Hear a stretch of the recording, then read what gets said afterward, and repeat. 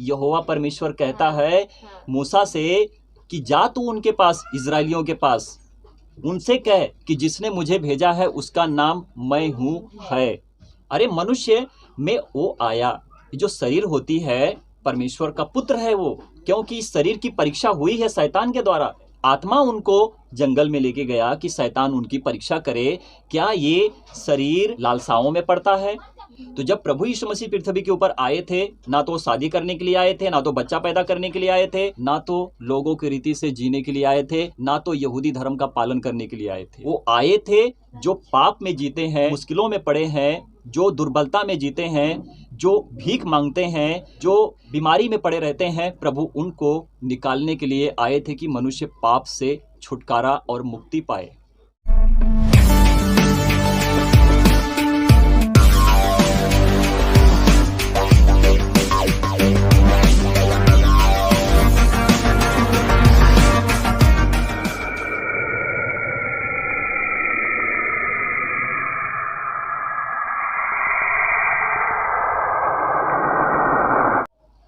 Hallelujah, सबको जय मसीह की।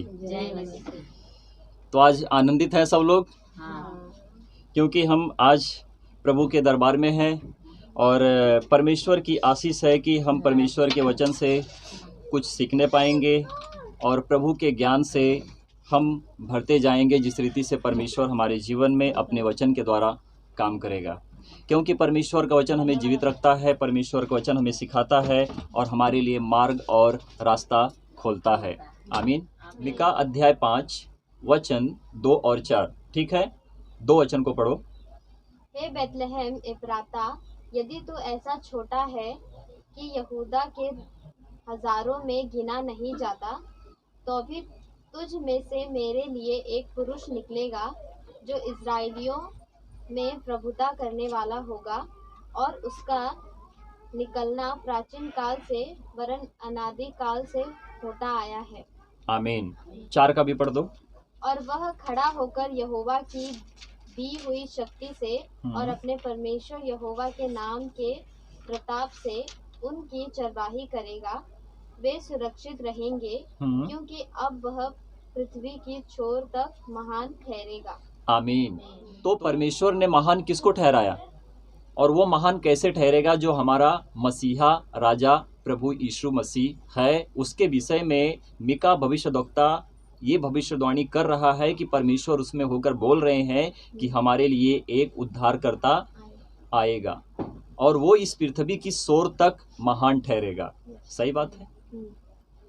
तो जब वो हमारे लिए आएगा, इस पृथ्वी की शोर तक महान ठहरेगा। देखिए वचन क्या कहता है। हे बेतलहम एफ्राता, यदि तू ऐसा छोटा है कि यहूदा के हजारों में गिना नहीं जाता, तो भी तुझ में से मेरे लिए एक पुरुष निकलेगा जो इजराइलियों में प्रभुता करने वाला होगा, और उसका निकलना प्राचीन काल से वरन अनादि काल से होता आया है। एक पुरुष निकलेगा जो इजराइलियों में प्रभुता करने वाला होगा। तो यहाँ पर प्रभु यीशु मसीह के विषय में बताया गया है कि वो इजराइलियों में प्रभुता करने वाला होगा। इस तरह से नहीं बताया गया है कि वो अन्य जातियों के लिए क्या होगा, प्रभुता करने वाला होगा। परंतु जब हमने लास्ट में पढ़ा, वहाँ पर लिखा है कि वो पृथ्वी की शोर तक ठहरेगा। इस बात को याद रखना, ठीक है ना। आगे देखो, और उसका निकलना प्राचीन काल से वरन अनादि काल से होता आया है। जब हम 4 वचन को पढ़ते हैं, यहाँ पर लिखा है, और वह खड़ा होकर यहोवा की दी हुई शक्ति से और अपने परमेश्वर यहोवा के नाम के प्रताप से उनकी चरवाही करेगा। वे सुरक्षित रहेंगे, क्योंकि अब वह पृथ्वी की शोर तक महान ठहरेगा। आमीन। तो यहाँ पर प्रभु यीशु मसीह के विषय में बताया गया है कि प्रभु यीशु मसीह है कौन। जब हम प्रभु यीशु मसीह को छोटा ठहराते हैं, कहने का मतलब है जब मनुष्य परमेश्वर को जानने की कोशिश नहीं करता है, परमेश्वर के वचन पर क्या करता है, आरोप लगाता है। जिसको कहते हैं कि खुदा का जिंदा कलाम है कौन। खुदा का जिंदा कलाम प्रभु यीशु मसीह है। वो परमेश्वर का जिंदा कलाम है, परमेश्वर का सत्य वचन प्रभु यीशु मसीह है। समझ रहे हैं इस बात को। तो जब प्रभु यीशु मसीह के ऊपर हमारा ध्यान नहीं रहेगा, हमारा रास्ता परमेश्वर में सही नहीं होगा, तो हम परमेश्वर को प्राप्त करने में क्या हो जाएंगे, सफल नहीं हो पाएंगे। सही बात है। इस तरह से अगर कोई आंसर देता है तो लगता है कि वो वचन को ग्रहण कर रहा है, सुन रहा है उसको। समझ रहे हैं इस बात को? तो जब सफल नहीं हो पाएंगे तो हमारा बैठना, चर्च में आना, परमेश्वर के वचन को सुनना, कान दिया है परमेश्वर हम सुनते हैं, आँख दिया है परमेश्वर हम देखते हैं, नाक दिया है परमेश्वर हम सूंघते हैं, जुबान दिया है कि परमेश्वर के वचन को हम बोल सकें, समझ सकें। आमीन। तो जब हमारे लिए इतनी सुनने की शक्ति होगी, समझने की शक्ति होगी, तो परमेश्वर है कि जो हमारे साथ रहता है। मैं सच कहता हूं कि आप लोग हर बीमारी से मुक्ति पाओगे अगर परमेश्वर का वचन आपके जीवन में काम करेगा। बहुत से लोगों का जीवन बदला है, बहुत से लोगों ने अपने जीवन को बदलकर परमेश्वर को छोड़ दिया है। एक विश्वासी मनुष्य जब मरता है तो जब वो स्वर्ग में जाता है तो एक विश्वासी का विश्वास होता है कि अगर मेरा पिता होगा या फिर मेरा भाई होगा या मेरा बाप होगा या मेरी बहन होगी, वो अगर मेरे साथ नहीं है तो इस वक्त कहाँ है? स्वर्ग में है। क्योंकि उसका विश्वास होता है कि अगर मेरी बहन आज मेरे पास नहीं है तो क्या परमेश्वर मेरे साथ है, मेरी बहन की आत्मा को शांति देगा, क्योंकि हमारा परमेश्वर शांतिदाता प्रभु है, क्योंकि राजाओं का राजा, प्रभुओं का प्रभु हमारे साथ रहता है। राजाओं का राजा वो है, हमारा मसीहा है, जो पूरी दुनिया का राजा है। प्रभुओं का प्रभु हमारा प्रभु है, क्योंकि वो स्वर्ग में है। पृथ्वी के ऊपर तो बहुत सारे प्रभु हैं, उनकी कोई गिनती नहीं है। 33 करोड़ प्रभु हैं, जो आप गिनते गिनते थक जाओगे। आपको ये विश्वास नहीं होगा कि मैं किस ईश्वर पर विश्वास करूं कि मैं अनंत जीवन पाऊं, परंतु एकमात्र सच्चा परमेश्वर है। जब हम उसके ऊपर नज़र रखते हैं तो हम अनंत जीवन को प्राप्त करते हैं। आमीन। और जैसे कि हमने यहाँ पर सीखा कि एकमात्र सच्चा परमेश्वर है जो आएगा हमारे लिए, प्रभु यीशु मसीहा है जो मनुष्य में आया था। परमेश्वर अपने वचन को इस पृथ्वी के ऊपर दे धारण किया कि हम उस पर विश्वास करें, अनंत जीवन को प्राप्त करें, और वो मसीहा हमारे साथ रहे कि जगत के अंत तक सदैव प्रभु हमारे साथ रहता है। आमीन। प्रभु आशीष करे आप सभी लोगों को। और वह खड़ा होकर यहोवा की दी हुई शक्ति से और अपने परमेश्वर यहोवा के नाम के प्रताप से उनकी चरवाही करेगा। तो हम किसके चरवाहे हैं? हमें कौन चराता है? अगर यहाँ पर आप बैठे हो तो आपके ऊपर एक चरवाहा है जो आपको चराता है। अगर मैं आपको परमेश्वर का वचन सुनाता हूँ, बताता हूँ, सिखाता हूँ, तो मैं आपके ऊपर मैं एक परमेश्वर का चरवाहा हूँ कि जो मैं तुमको चराता हूँ। और मेरे ऊपर और एक चरवाहा है जो हम सबको चराता है, वो हमारा मसीहा प्रभु यीशु मसीह है। आमीन। तो जो चराता है उसे खुद पता होना चाहिए कि वो क्या खिलाता है। इस पृथ्वी के ऊपर जब हम नज़र डालते हैं कि जब संसार की रीति से लोग जीते हैं, जब अपने गाय बैल बछड़े को बकरियों को छोड़कर खेत में चराते हैं, तो सबका चरवाहा एक होता है जो सबको चराता है। उस घर का चरवाहा एक होता है जो सबको चराता है। अगर मेरे घर में माता पिता हैं, वो मुझसे बड़े हैं, वो कमा कर लाते हैं, हम जब खाते हैं तो हमारे ऊपर वो चरवाहा होते हैं, क्योंकि वो हमको चराते हैं, वो कमा कर हमको खाना डालते हैं। आई बात समझ में? तो इसी रीति से जब हमारा विश्वास परमेश्वर के ऊपर होता है तो सारी दुनिया को चराने वाला एकमात्र सच्चा परमेश्वर प्रभु यीशु मसीह है जो सबको चराता है। समझे ना इस बात को? जब हम यूहन्ना अध्याय 8 वचन 57-58 को पढ़ते हैं तो 57 वचन को पढ़ दीजिए। यहूदियों ने उससे कहा, अब तक तू 50 वर्ष का नहीं, फिर भी तूने अब्राहम को देखा है। यीशु ने उनसे कहा, मैं तुझसे सच-सच कहता हूँ कि पहले इसके कि अब्राहम उत्पन्न हुआ मैं हूँ। बस यहीं पर रुक जाइए। यहाँ पर एक इंसान की बात होती है और एक परमेश्वर की बात होती है, और वो भी परमेश्वर मनुष्य में हमारे लिए दिखाई देता है। यहाँ पर प्रभु यीशु मसीह के ऊपर आरोप लगता है। यहूदी जो लोग थे, जो शास्त्री फरीसी फारसी जिसको कहते हैं, जो वो लोग थे, वो बहुत अपने आप को धो धाकर कपड़े को साफ करके पहनते थे। परमेश्वर के लिए वो दिन समय को रखते थे। नहाना मतलब समझते हो क्या होता है? नहाना मतलब ये होता है कि अपने शरीर को साफ करना है। परमेश्वर को कोई लेना देना नहीं है। जब मनुष्य अपनी जुबान से ही भद्दा है तो तेरा नहाना तेरा धोना किसको प्रसन्न करेगा? परमेश्वर को। परमेश्वर तो आपको प्रसन्न नहीं करने पाएगा, क्योंकि आप तो अंदर से गंदे हो, बाहर से तुम अपने आप को साफ करते हो, तो क्या लाभ है? इसीलिए मैं बोलता हूँ कि इस पृथ्वी का प्रभु है, कि जो तुम उसकी बात को सुनते हो, गालियां बकते हो, मारपीट करते हो, झगड़े में अपने जीवन को बर्बाद करते हो और कहते हो कि मेरा प्रभु महान है। तो जब तुम्हारे पास प्रभु है, उस प्रभु की आपको इज्जत करना नहीं आता है, तुम उस प्रभु से नहीं डरते हो, उस प्रभु के भय से नहीं जीते हो, तो क्या लाभ है कि तुमने ईश्वर की आराधना स्तुति की है या पूजा पाठ करके आपने अपने जीवन में कुछ पाया है? कुछ भी नहीं पाता। मनुष्य मरता है तो पंडित आता है, बैठता है, सराज करता है। माता हो या पिता हो, जो मर गया है उसको शांति मिली है। शांति कहाँ से मिलेगी? उसके अंदर तो पहले से शांति नहीं थी।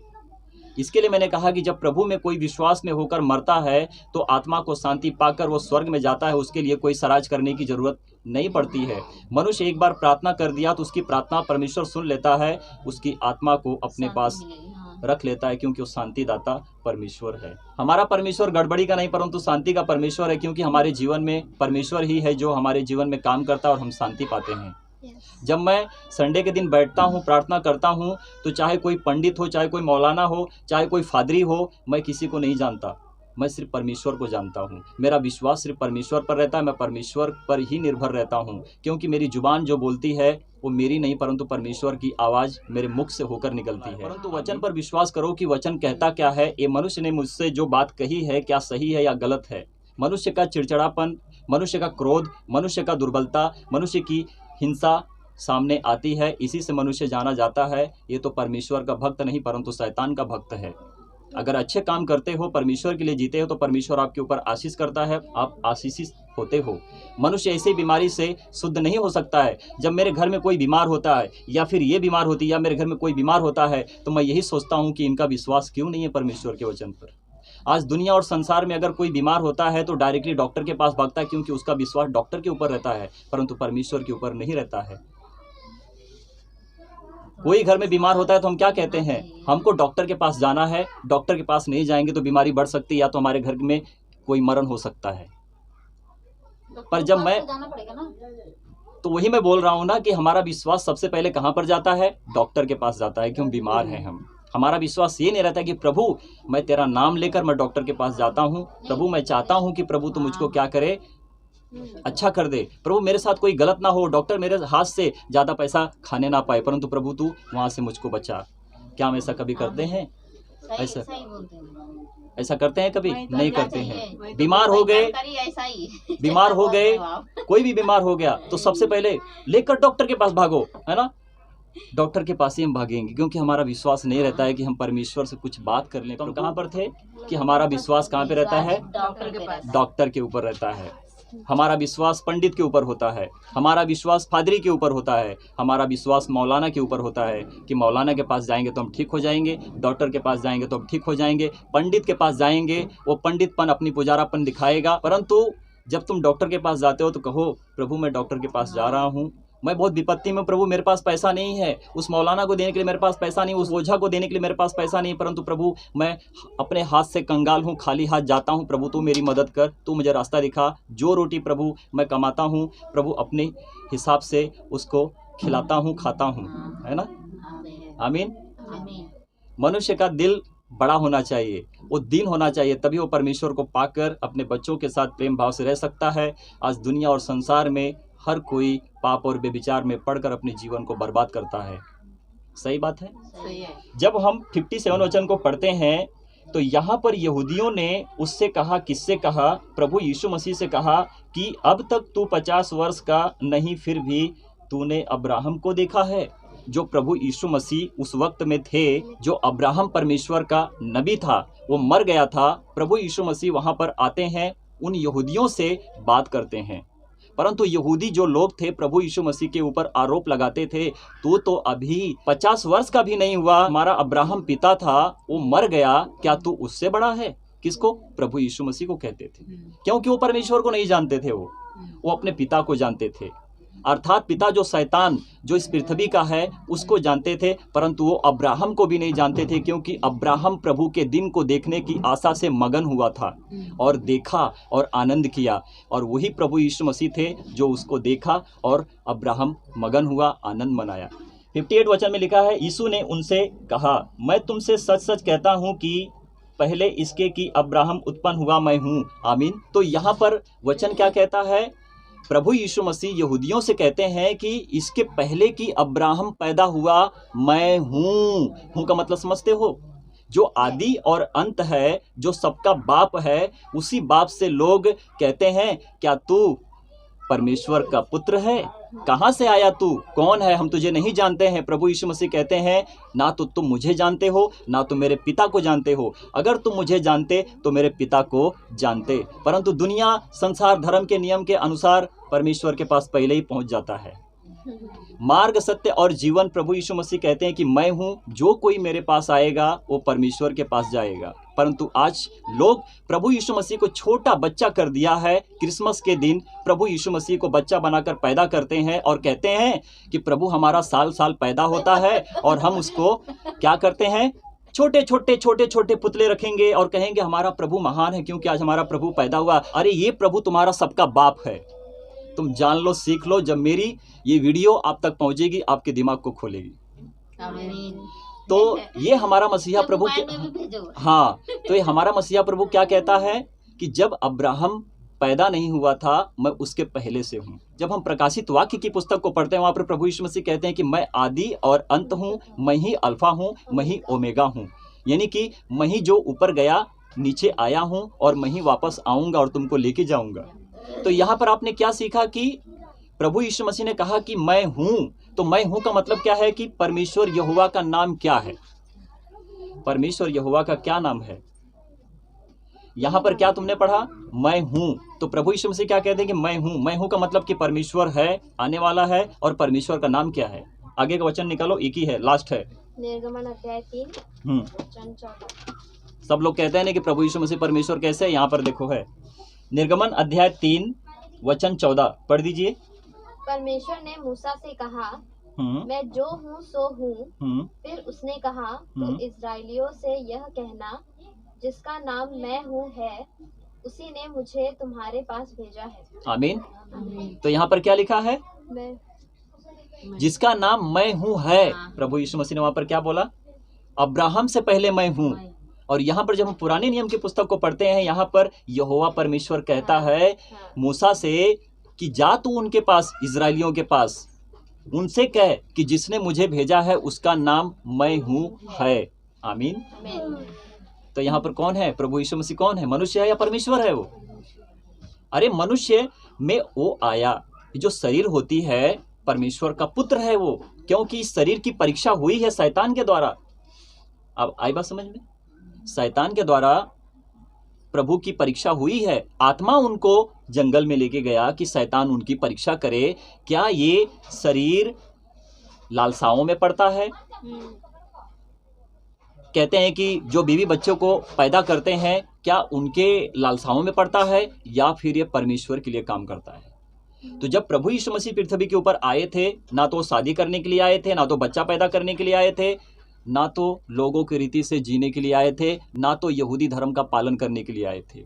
वो आए थे जो पाप में जीते हैं, मुश्किलों में पड़े हैं, जो दुर्बलता में जीते हैं, जो भीख मांगते हैं, जो बीमारी में पड़े रहते हैं। प्रभु उनको निकालने के लिए आए थे कि मनुष्य पाप से छुटकारा और मुक्ति पाए। आमीन। गांधी जी की जब हम पुस्तक को पढ़ते हैं, गांधी जी कहते हैं कि एक ही उद्धार है, एक ही रास्ता है, एक ही मार्ग है कि जब हम उस मसीहा को जानेंगे तो हम उद्धार पाएंगे। जिसको कहते हैं महात्मा गांधी, जो हिंदुस्तान का राष्ट्रपिता है, जिनको कहते हैं महात्मा गांधी, उन्होंने कहा कि मसीहा के पास ही मनुष्य को जाना चाहिए। जब गांधी जी के पास फादरी गए थे उनसे बात करने के लिए कि तुम प्रभु यीशु मसीह को जब नहीं मानोगे तो उद्धार नहीं पाओगे, तो जिस रीति से गांधी जी अपने जीवन में जो अपने माता पिता के परंपरा को मानते थे, माँ ने जो उनको गले में कुछ डाला था उसको मानते थे और कहते थे कि ये जो है हम इसको नहीं छोड़ सकते हैं, हम प्रभु को नहीं मान सकते हैं। परंतु वही गांधी जी ने कहा कि क्योंकि अगर आपके गाल पर कोई थप्पड़ मारे तो उसके सामने दूसरा भी फेर दो। ये प्रभु यीशु मसीह का वचन गांधी जी ने इस्तेमाल किया था। आमीन। कहने का मतलब है कि गाल पर थप्पड़ मारने का मतलब है कि अगर तुम्हारे साथ कोई विरोध करता है तो तुम उसके साथ विरोध ना करो, परंतु उस विरोध को हटाओ। आंटी जी सुनिए, आंटी जी बताता हूँ, अंधा अंधे को मार्ग नहीं दिखा सकता है, दोनों खड्डे में गिरेंगे और मर जाएंगे। परंतु उजाले में आओ कि तुम्हारे पास उजाला हो। जो संसार है उसके पास अंधकार है। अब हमने लाइट चालू किया, लाइट चालू करो, उजाला आया। तो जब हम अंधकार में रहेंगे तो हम कुछ नहीं देख पाएंगे। जब हम लाइट जलाते हैं, यानी कि जब हमारे जीवन में लाइट आता है, प्रभु यीशु मसीह आता है, तो हमारे लिए क्या हो जाता है? उजाला हो जाता है। उस जगत की ज्योति का इज्जत करना सीखो। जगत की ज्योति प्रभु यीशु मसीह जो स्वयं में सत्य में परमेश्वर है। आमीन। प्रभु आप सभी लोगों को आशीष और ब्लेस करें। परमेश्वर की महिमा हो। आमीन, आमीन और आमीन।